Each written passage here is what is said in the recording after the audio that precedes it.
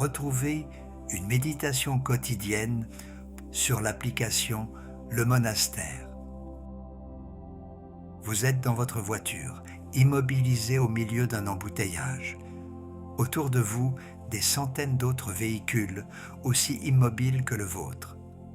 Devant, une file qui n'avance pas. Derrière, d'autres qui attendent. Et vous, les mains serrées sur le volant, le corps tendu, l'esprit agité.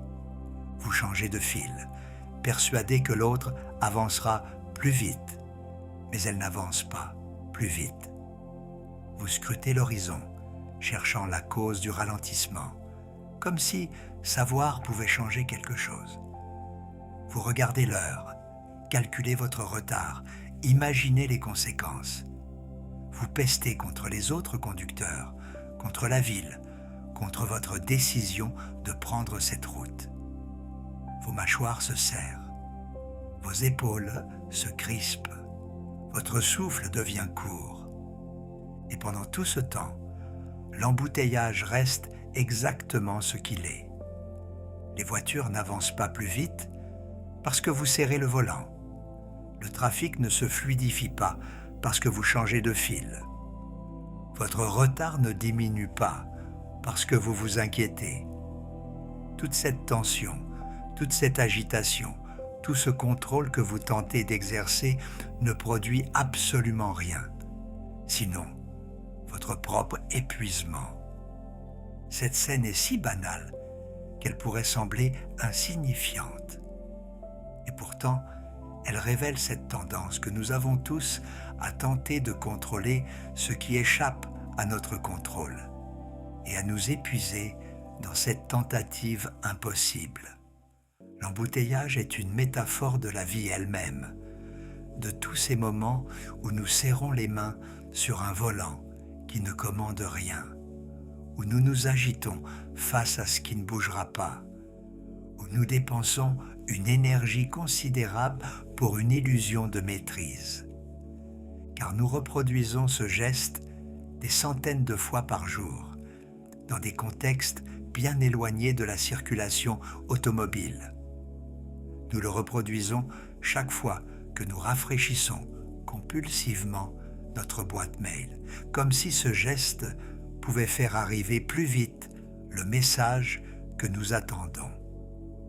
Nous le reproduisons chaque fois que nous vérifions notre téléphone toutes les 5 minutes, comme si cette vigilance pouvait influencer ce que les autres nous envoient. Nous le reproduisons chaque fois que nous planifions obsessionnellement l'avenir, comme si nos plans pouvaient soumettre le réel à notre volonté. Nous le reproduisons aussi lorsque nous rejouons mentalement des conversations après coup, cherchant ce que nous aurions dû dire, corrigeant des répliques qui ont déjà été prononcées, réécrivant un passé qui ne peut plus être changé. Dans ces ruminations sur ce que les autres pensent de nous, ces tentatives de deviner leur jugement, de prévenir leurs réactions, de contrôler leur perception. Toutes ces formes d'agitation partagent une même structure. Elles sont des tentatives de contrôler ce qui ne dépend pas de nous. Et elles partagent aussi un même résultat. Elles ne changent rien à la situation, mais elles nous épuisent. Comme dans l'embouteillage, nous serrons le volant, nous changeons de fil, nous pestons et rien ne change. Le mail arrive quand il arrive. Les autres pensent ce qu'ils pensent. Le passé reste ce qu'il fut. Seule notre fatigue augmente. Pourtant, nous savons quelque part que notre agitation est vaine. Nous savons que rafraîchir la boîte mail ne fait pas arriver le message. Nous savons que ruminer le passé ne le modifie pas. Nous savons que nous inquiéter pour nos proches ne les protège pas. Et pourtant, nous continuons. Quelque chose en nous refuse d'accepter notre impuissance. Quelque chose préfère l'illusion du contrôle à la reconnaissance de ce qui nous échappe. Cette illusion repose sur une confusion fondamentale. Nous confondons tension et action. Nous croyons que si nous sommes tendus, c'est que nous faisons quelque chose. Nous croyons que si nous sommes détendus, c'est que nous sommes passifs, négligents, irresponsables. La crispation devient une preuve de notre engagement, de notre sérieux, de notre volonté de bien faire. Se relâcher semble être un abandon, une démission, une forme de laisser-aller coupable. Nous confondons aussi inquiétude et vigilance. Nous croyons que si nous cessons de nous inquiéter, nous cesserons d'être attentifs. Nous croyons que notre anxiété nous protège, qu'elle nous garde en alerte, qu'elle nous prépare au pire. Nous avons peur que si nous lâchons notre souci, quelque chose de terrible arrivera. Nous confondons enfin contrôle et maîtrise. Nous croyons que plus nous essayons de contrôler, plus nous maîtrisons. Mais le contrôle et la maîtrise sont deux choses très différentes. Le contrôle est une tentative de soumettre le réel à notre volonté. La maîtrise est la capacité de répondre avec justesse à ce qui se présente. Le contrôle s'épuise contre ce qui lui résiste. La maîtrise s'adapte et trouve son chemin. Le contrôle est crispation. La maîtrise est fluidité. Ces confusions nous coûtent cher. Elles consomment une énergie vitale considérable. Chaque moment passé à serrer le volant dans l'embouteillage est un moment de tension inutile que le corps doit ensuite réparer. Chaque heure passée à ruminer une conversation est une heure soustraite au repos dont l'esprit a besoin. Chaque journée passée à s'inquiéter de ce qu'on ne peut pas changer est une journée où la joie de vivre n'a pas trouvé sa place. Et cette énergie gaspillée n'est pas seulement perdue, elle est souvent contre-productive. L'attention rend moins efficace, pas plus. L'inquiétude obscurcit le jugement au lieu de l'aiguiser. L'obsession du contrôle rigidifie au moment où il faudrait être souple. Nous croyons que notre crispation nous aide, alors qu'elle nous entrave. Nous croyons que notre agitation nous protège, alors qu'elle nous épuise et nous rend plus vulnérables. Mais qu'est-ce qui échappe vraiment à notre contrôle ? La liste est plus longue que nous ne voudrions l'admettre. Elle comprend presque tout ce qui compte dans une vie humaine. Les pensées des autres nous échappent entièrement. Nous pouvons influencer, communiquer, expliquer, persuader, mais au bout du compte, chacun pense ce qu'il pense. Nous ne pouvons pas entrer dans la tête des autres pour y installer les idées que nous voudrions qu'ils aient. Nous ne pouvons pas contrôler leur perception, leur jugement, leur opinion. Cette impuissance est radicale et elle s'étend à tous nos proches, même ceux que nous aimons le plus, même ceux que nous connaissons le mieux. Le cours des événements nous échappe tout autant. Nous pouvons planifier, préparer, anticiper, mais le réel a toujours le dernier mot. Les projets les mieux conçus peuvent s'effondrer en un instant. Les prévisions les plus solides peuvent être démenties. L'inattendu surgit par définition là où on ne l'attendait pas. Nous naviguons dans un océan d'incertitude et notre illusion de contrôle n'est qu'un radeau fragile à la surface des vagues. Le temps qu'il fait, la maladie et même la mort sont des grandes forces de la nature qui se moquent de notre volonté.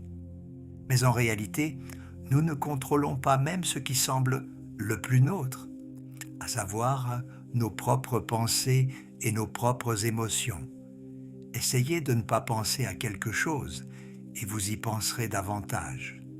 Essayez de ne pas ressentir une émotion et elle s'intensifiera. Nos pensées vont et viennent selon des lois qui nous échappent largement. Nos émotions montent en nous sans que nous les ayons décidés. Nous pouvons apprendre à les observer, à les accueillir, à ne pas nous y identifier, mais nous ne pouvons pas les commander comme on commande à une machine. Cette liste peut sembler décourageante. Si tant de choses nous échappent, que nous reste-t-il? Mais peut-être cette question est-elle mal posée. Peut-être que reconnaître ce qui nous échappe n'est pas une défaite, mais une libération.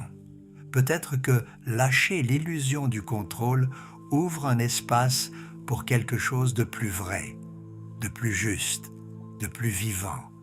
Il y a une vieille histoire qu'on raconte depuis des siècles. Un paysan avait un cheval qui s'enfuit un jour dans les collines. Ses voisins vinrent le réconforter. Quelle malchance! Le paysan répondit simplement « Peut-être ». Quelques jours plus tard, le cheval revint, accompagné de plusieurs chevaux sauvages. Les voisins s'exclamèrent « Quelle chance !» Le paysan répondit « Peut-être ». Le fils du paysan, en essayant de dresser un des chevaux sauvages, tomba et se cassa la jambe. Les voisins dirent « Quelle malchance !» Le paysan répondit « Peut-être ». Peu après, l'armée passa dans le village pour enrôler les jeunes hommes pour une guerre lointaine.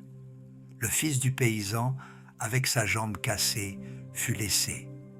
Les voisins dirent « Quelle chance !» Et le paysan répondit, comme toujours, « Peut-être ». Cette histoire ne dit pas que rien n'a d'importance, que tout est égal, qu'il ne faut rien préférer. Elle dit quelque chose de plus subtil. Nous ne savons pas. Nous ne savons pas si ce qui arrive est bon ou mauvais parce que nous ne voyons pas la suite de l'histoire. Nous ne voyons qu'un fragment du tissu et nous prétendons juger de l'ensemble.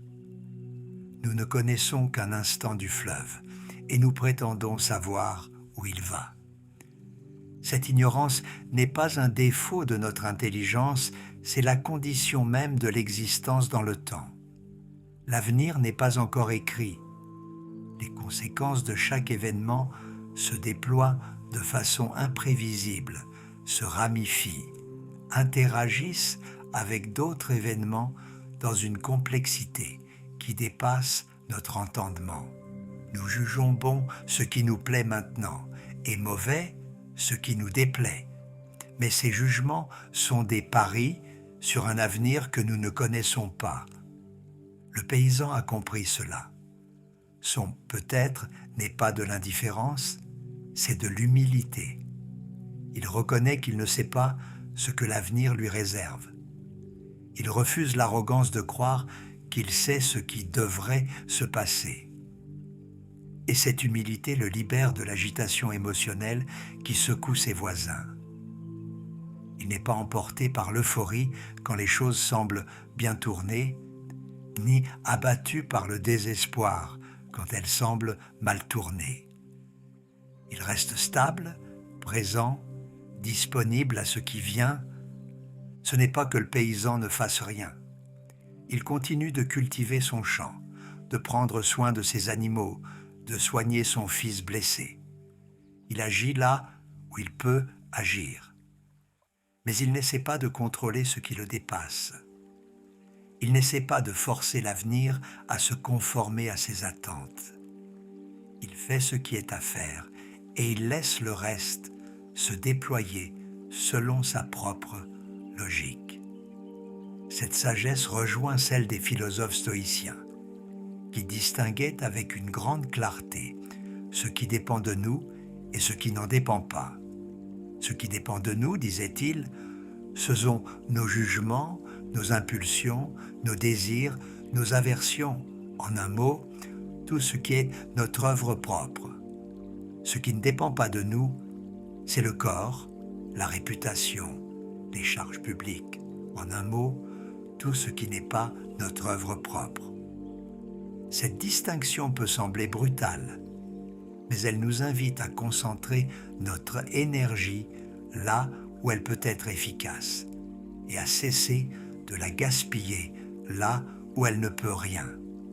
Elle nous invite à distinguer le contrôle, cette tentative de soumettre ce qui nous échappe, et l'influence, cette action sur ce qui dépend vraiment de nous.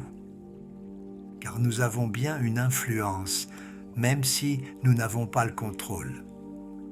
Nous ne contrôlons pas ce qui nous arrive, mais nous avons une influence sur la façon dont nous y répondons. Nous ne contrôlons pas les pensées des autres, mais nous avons une influence sur nos propres paroles et nos propres actes. Nous ne contrôlons pas le cours des événements, mais nous avons une influence sur notre attention, notre attitude, notre présence à ce qui est. Cette influence est plus modeste que le contrôle que nous voudrions avoir, car elle ne nous donne pas le pouvoir de façonner le monde selon nos désirs. Mais elle est réelle, elle est efficace et surtout, elle est à notre portée. Au lieu de nous épuiser contre ce qui nous résiste, nous pouvons agir là où notre action compte. Au lieu de serrer le volant dans l'embouteillage, nous pouvons travailler sur notre façon de vivre l'embouteillage. Revenons justement à cette voiture immobilisée dans le trafic. Rien n'a changé à l'extérieur. Les voitures sont toujours aussi nombreuses, l'avancement toujours aussi lent, le retard toujours aussi certain. Mais quelque chose peut changer à l'intérieur. Les mains peuvent desserrer leur emprise sur le volant. Les épaules peuvent descendre d'un cran. Le souffle peut s'approfondir. Une musique peut être mise, ou un podcast, ou simplement le silence. Le regard peut cesser de scruter anxieusement l'horizon et se poser doucement sur ce qui est là. Les nuages dans le ciel, les visages dans les autres voitures, la lumière de cette fin de journée. L'embouteillage n'a pas changé, mais notre rapport à lui s'est transformé. Nous ne sommes plus en guerre contre ce qui est.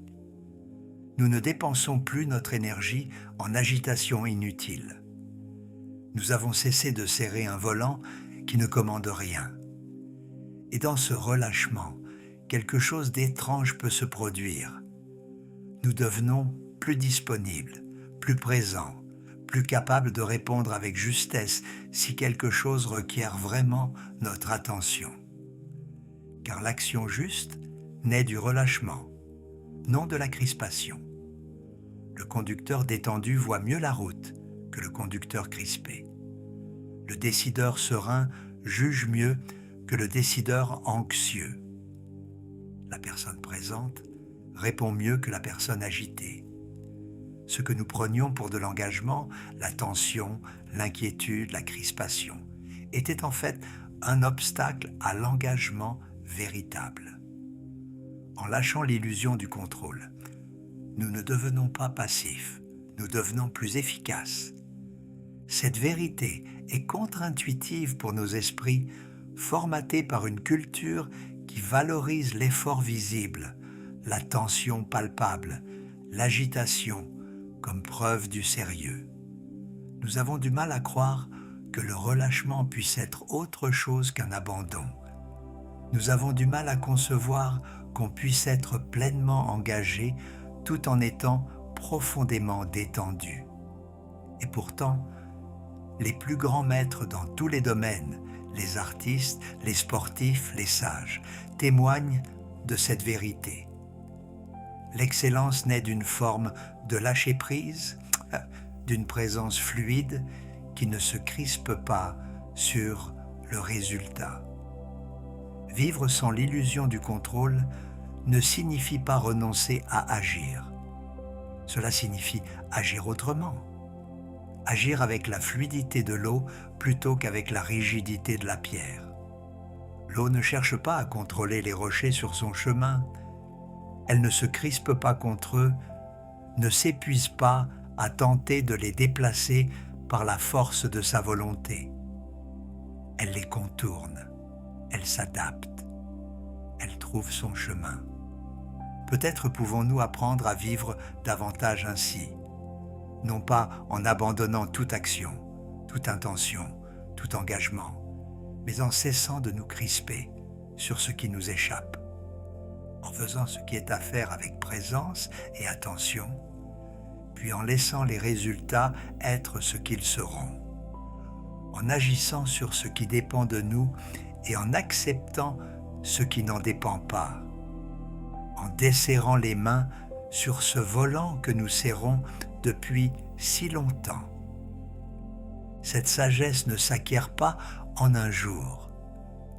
L'habitude du contrôle est profondément enracinée en nous. Elle reviendra encore et encore dans chaque embouteillage de notre vie, dans chaque situation où nous voudrions que les choses soient autrement qu'elles ne sont. Mais chaque fois que nous la reconnaissons, chaque fois que nous desserrons les mains, quelque chose se libère. Une énergie qui était gaspillée devient disponible. Une attention qui était dispersée peut se poser. Une présence qui était impossible devient alors possible.